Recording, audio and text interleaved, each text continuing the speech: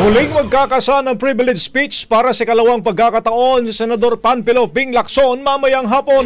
Ayon pa kay Lacson, dapat paghandaan ng publiko ang gagawin niyang speech dahil ibubulgar niya raw ito ang sukdulang kagahaman o ang kagarapalan na ginagawa ng isang grupo sa Bulacan.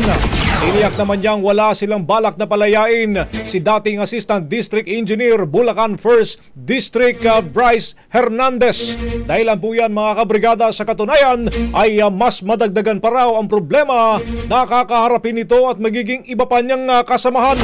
Anya, babanggitin niya mamaya ang posibleng mga kasong kakaharapin nito at maging ng mga kasamahan niya kung saan isa raw rito ay reclusion perpetua. Magiging mahaba-haba naman din ang magiging speech niya tungkol pa rin dito. Bagong-bago, ang bahaging ito ay hatid sa atin ng Power Cell Soya Coffee. Masarap araw-arawin.